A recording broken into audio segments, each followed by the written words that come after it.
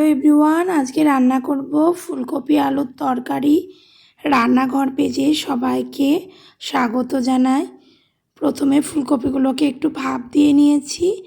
এখন কড়াইয়ে সরষের তেল দিয়ে ভাপ দেওয়া ফুলকপিগুলোকে ভালো করে লাল লাল করে ভেজে নেব। ফুলকপিগুলোকে সরষের তেলের মধ্যে দিয়ে দিচ্ছি। দিয়ে দিলাম।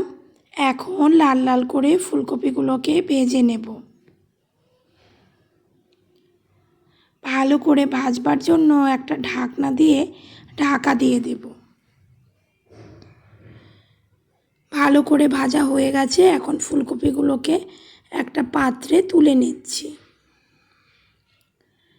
একটা পাত্রে ফুলকপিগুলোকে একে একে তুলে নিলাম।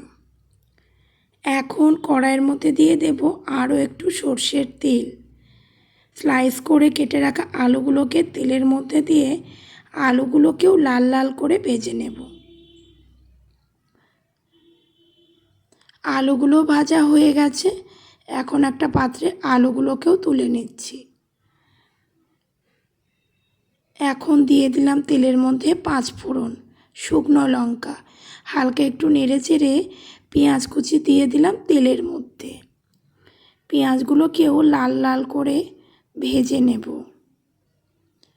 পেঁয়াজগুলো প্রায় 50% ভাজা হয়ে গেছে। এখন এর মধ্যে দিয়ে দেব টমেটো কুচি। পেঁয়াজ আর টমেটো একসাথে কষিয়ে নেব। দিয়ে দিলাম আর একটু সরষের তেল। এখন এর মধ্যে দিয়ে দিচ্ছি জিরে, আদা, ধনে, কাঁচা লঙ্কা বাটার পেস্ট। ভালোভাবে মশলাটা দিয়ে কষিয়ে নেব। অল্প একটু জল দিয়ে দিলাম যাতে মশলাটা পুড়ে না যায়।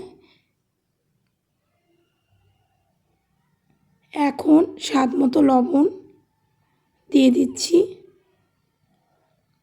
আর পরিমাণ মতো হলুদ দিয়ে দিলাম। কাশ্মীরি লঙ্কার গুঁড়ো দিয়ে দিলাম। সব কিছু উপকরণ দিয়ে একভাবে মশলাটাকে কষিয়ে নিচ্ছি।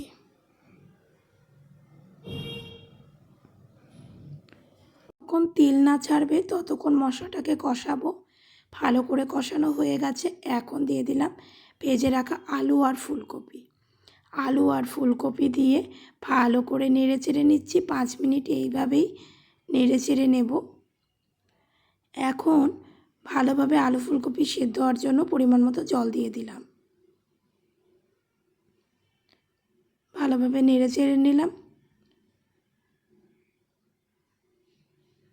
এখন একটা ঢাকনা দিয়ে ঢাকা দিয়ে দেব।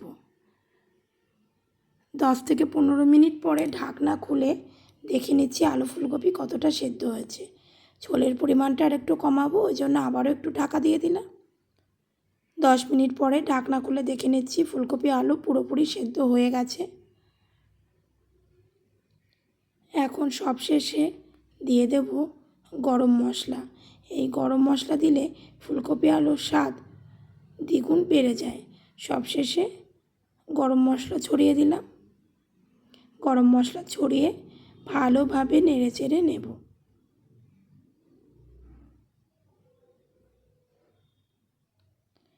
আজকে তৈরি হয়ে গেল ফুলকপি আলুর তরকারি।